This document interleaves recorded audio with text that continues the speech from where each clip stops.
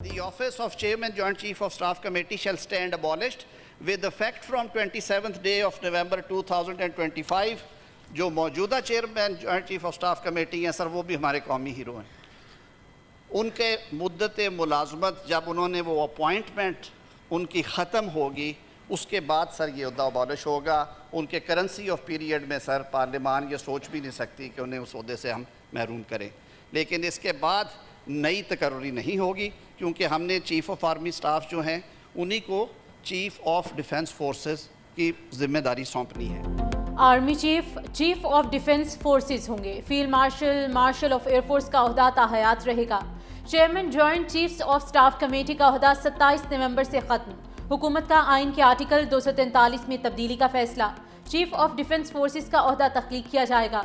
वज़ीर आज़म chief of defence forces की मुशावरत से नेशनल स्ट्रेटेजिक कमांड का कमांडर मुकर्रर करेंगे। सदर मुमलिकत वज़ीर आज़म की सिफारिश पर तीनों मुसल्लह अफ़वाज के सरबराह की तैनाती करेंगे। किसी अफसर को फील्ड मार्शल का ओहदा देने और लेने का इख्तियार पार्लियामेंट को होगा। ताहयात, वर्दी और मर्रात हासिल होंगी। आला ओहदे रखने वाले अफसरान कौमी हीरोज़ करार दिए जाएंगे। आला ओहदे रखने वाले अफसरान आर्टिकल 47 के तहत हटाए जा सकेंगे। आर्टिकल 248 के तहत सदर को हासिल इस्तिस्ना फौजी ओहदों पर भी लागू होगा।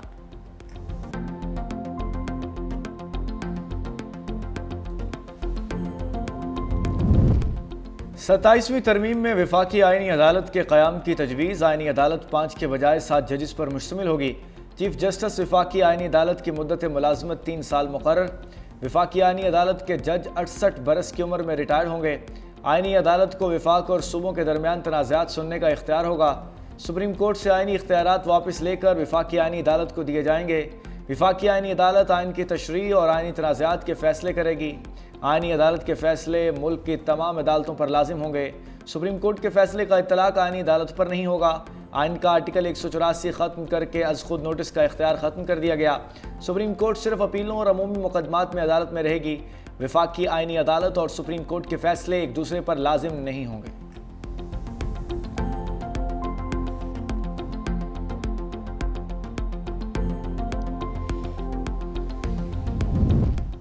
आर्टिकल 175A में जजेस तकर्री के लिए नया तरीक़ेकार तजवीज़। वज़ीर आज़म का जजेस ट्रांसफ़र के मामले में किरदार ख़त्म कर दिया गया। जजेस के तबादलों का मामला जुडिशल कमीशन के सपुर्द कर दिया गया। जुडिशल कमीशन में वफाकी आइनी अदालत और सुप्रीम कोर्ट के चीफ जस्टिस शामिल होंगे। जजेस तबादले की सूरत में आने वाले जज की सीनियरिटी बतौर जज पहली तकर्री से शुमार होगी। ट्रांसफ़र होने वाला जज दूसरी अदालत के चीफ जस्टिस से सीनियर नहीं होगा। ट्रांसफ़र से इनकार पर जज को रिटायर कर दिया जाएगा। रिटायरमेंट की सूरत में मुकर्ररा मुद्दत तक की पेंशन और मराद दी जाएंगी। वफाकी आइनी अदालत का जज बनने से इनकार पर सुप्रीम कोर्ट और हाई कोर्ट का मुतालिका जज रिटायर तस्वुर होगा।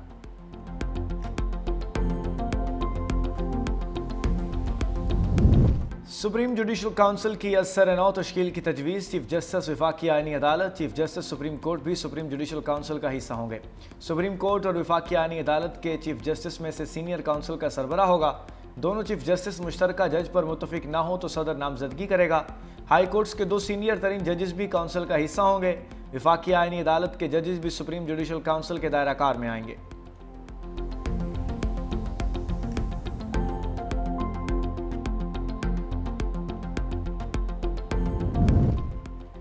वफाकी काबीना की मंजूरी के बाद 27वीं आइनी तरमीम का मुसविदा सेनेट में पेश। तरमीम का मुसविदा वज़ीर कानून आज़म नज़ीर तारड़ ने पेश किया। चेयरमैन सेनेट ने बिल कानून इंसाफ की मुश्तरका कायमा कमेटी के सपुर्द कर दिया। कहा कमेटी से आइनी बिल का मुसविदा बेहतर होकर दोबारा सेनेट में आएगा। अज़ खुद नोटिस का इख्तियार ख़त्म किया ताकि कोई चीफ जस्टिस वज़ीर आज़म को घर ना भेजे। शख्सियात नहीं, मुल्क के लिए तरामीम की जाती हैं। सूबाई काबीना का हजम 11% से बढ़ाकर 13% कर दिया गया। वज़ीर आज़म को 5 के बजाय 7 मुशीरों की तकर्री का इख्तियार होगा। आर्टिकल 130 में तरमीम। वज़राए आला के मुशीरों की तादाद में भी इजाफा होगा। नायब वज़ीर आज़म वज़ीर ख़ज़ाना इसाक डार ने कहा कि आइनी तरमीम पर सबको बहस का मौका मिलना चाहिए। सेनेटर शेर रहमान ने कहा कि आइनी तरमीम से कुछ रिवर्स नहीं हो रहा। वफाकी आइनी अदालत का क़याम मिसाक जमहूरियत में हमारा वादा था। तवील मुशावरत के बाद सूबों के हुकूक की हिफाजत की गई है। सेनेट का इजलास कल तक के लिए मुलतवी।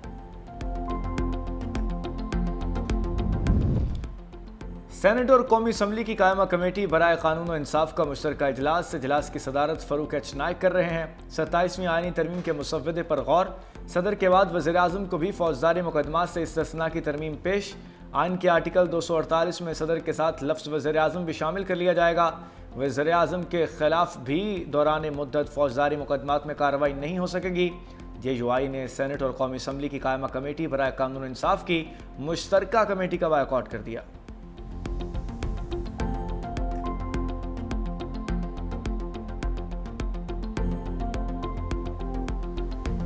सेनेट इजलास के दौरान अपोजिशन का एहतजाज, अरकान का शोर शराबा। बैरिस्टर अली जफर ने कहा कि कायदे हिज़्ब इख्तिलाफ की तकर्री तक बहस नहीं हो सकती। लगता है हुकूमत और इत्तेहादी जमातों को बिल पास कराने की बहुत जल्दी है। अपोजिशन का राजा नासिर अब्बास को अपोजिशन लीडर मुकर्रर करने का मुतालबा। अलामा राजा नासिर ने कहा कि 27वीं आईनी तरमीम को मुस्तरद करते हैं। ऐसे बिल पर इत्तेफाक राय ज़रूरी है। अपोजिशन के साथ मुशावरत क्यों नहीं की गई? ये रवैये शकूक व शुबहात पैदा करते हैं। ये पाकिस्तान की सालमियत पर वार है। ऐसे तरामीम नहीं लाई जाती।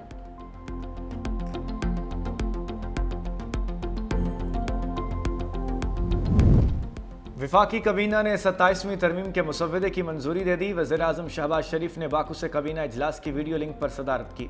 वज़ीर आज़म का 27वीं तरमीम के मुसव्वदे की मंजूरी पर सदर मुमलिकत और इत्तेहादी जमातों के सरबराहान से इजहार तशक्कुर। कहा, वफाक के सूबों के साथ रिश्ते की मजबूती और मुल्क के वसी मफाद में 27वीं आईनी तरमीम के लिए सब ने मिलकर कोशिश की। वजारत कानून और इंसाफ, अटॉर्नी जनरल और उनकी टीम लायक तहसीन है। 27वीं आईनी तरमीम पर अपने कायद नवाज शरीफ को एतमाद में लिया और उनसे रहनुमाई ली। सियासी और मुआशी इस्तेहकाम की बदौलत मुल्क की समत दुरुस्त हुई। मुल्क की तरक्की और खुशहाली के लिए सबको मिलकर काम करना होगा।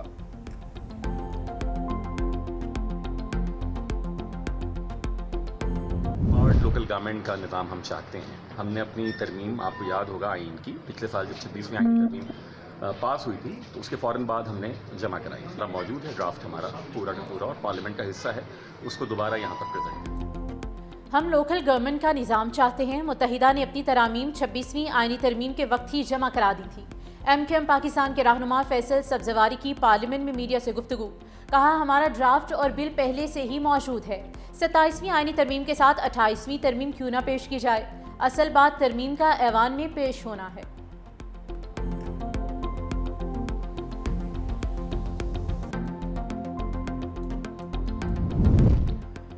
मारिका हक में अफवाज पाकिस्तान ने भारत के मुंह पर थप्पड़ रसीद किया। पाक फजाइया ने भारत के साथ तैयारे मार गिराए। हम चाहते हैं कौमी सलामती पर आंच नहीं आने देंगे। वज़ीर आज़म शहबाज शरीफ का आज़रबाईजान के यौम फतह के हवाले से तकरीब से खिताब। कहा, भारत के खिलाफ जंग में आज़रबाईजान और तुर्किया ने भरपूर साथ दिया।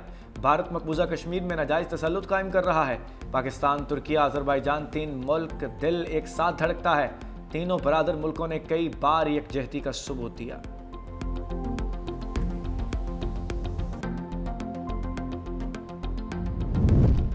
आज़रबाईजान में यौम फतह की तकरीब। JF-17 थंडर ने फ्लाई पास्ट किया। वज़ीर आज़म शहबाज शरीफ, सर तुर्की रजब तैयब उर्दवान की खुसूसी शिरकत की गई।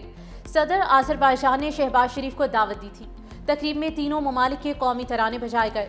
पाकिस्तान आर्मी के खुसूसी दस्ते की परेड में शिरकत। सदर इल्हाम अलियफ ने कहा कि पाकिस्तान और तुर्की ने जिस तरह साथ दिया फरामोश नहीं कर सकते। आज़रबाईजान इलाकाई अमन और तरक्की के लिए पुरज़्म है। सदर तैयब उर्दवान ने कहा कि हमने इत्तेहाद और यकजहती से आगे बढ़ना है। हम 3 मुल्क एक ही खानदान की मानित हैं।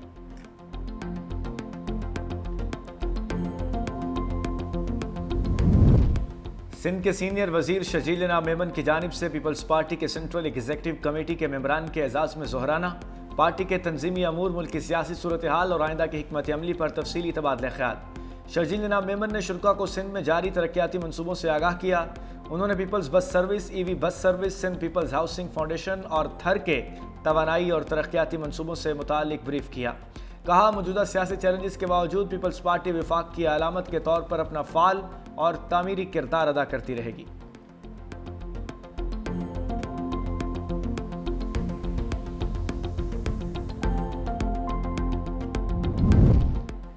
मार्का हक ने दुनिया में पाकिस्तान के तस्वुर को बदल दिया। फील्ड मार्शल की क़यादत में हमारी मुसल्लह फ़ौज ने भारत को मुंह तोड़ जवाब दिया। वफाकी वज़ीर एहसन इकबाल का पाकिस्तानी हाई कमीशन लंदन में खिताब। बोले, भारत ने खुद को इलाके का थानेदार समझ लिया था। हमारी मुसल्लह फ़ौज की जानिब से भारत को दंदान शिकन जवाब दिया गया। मैनचेस्टर के बाद लंदन से भी कौमी एयरलाइन की परवाजें जल्द शुरू होंगी। कैम्ब्रिज यूनिवर्सिटी के साथ मुआहदे के सबब जदीद टेक्नोलॉजी पाकिस्तान मुंतकिल होगी। एहसन इकबाल ने पाकिस्तान हाई कमीशन में बिजनेस कम्युनिटी से मुलाकात भी की।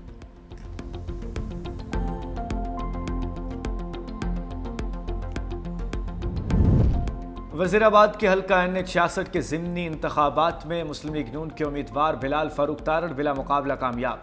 रिटर्निंग अफसर की जानिब से बिला मुकाबला कामयाबी का नोटिफिकेशन जारी। हल्के में 30 उम्मीदवारों ने कागजात नामजदगी जमा करवाए थे। सुन्नी इत्तेहाद काउंसिल और पीपल्स पार्टी समेत 8 उम्मीदवारों ने कागजात वापस ले लिए थे। NA 68 वज़ीराबाद की नशिस्त सुन्नी इत्तेहाद काउंसिल के अहमद चट्टा की नाअहली के बाद खाली हुई थी।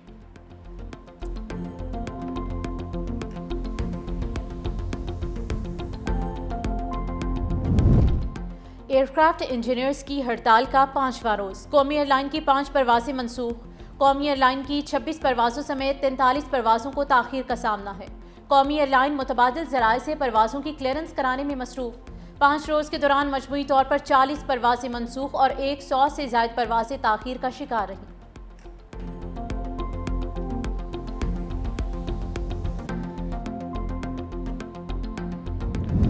लाहौर की फ़ज़ाई आलूदगी में शाम के वक्त कमी। दुनिया के आलूदा तरीन शहरों की फहरिस्त में लाहौर का 6ठा नंबर। AQI 161 record. माहिरीन की शहरियों को मास्क इस्तेमाल करने की हिदायत। सर्दी की शिद्दत में भी इजाफा। कई इलाकों में धुंध पड़ने का सिलसिला भी शुरू हो गया।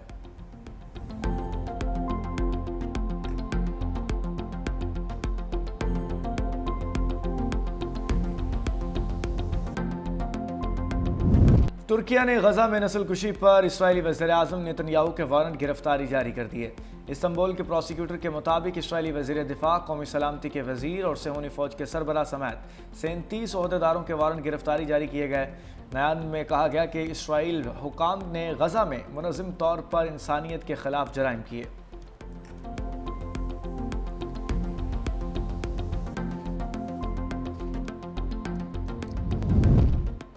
हमास ने एक और यरगमाली की लाश इसराइल के हवाले कर दी। इसराइली फ़ौज ने रेड क्रॉस से लाश वसूल करने की तस्दीक की है। इसराइली मीडिया के मुताबिक लाश को शनाख्त के लिए फोरेंसिक इंस्टीट्यूट मुंतकिल कर दिया गया है। लाश की शनाख्त होने के बाद घर वालों से रब्ता किया जाएगा। इसराइली फ़ौज का जनूबी लेबनान में एक बार फिर फ़ज़ाई हमला। एक गाड़ी को निशाना बनाते हुए 2 भाइयों को शहीद कर दिया गया। लेबनानी हुकूमत के मुताबिक इसराइल मुसलसल सीज़ फायर की खिलाफ वर्जियाँ कर रहा है। आलमी बरादरी इस बात का नोटिस ले।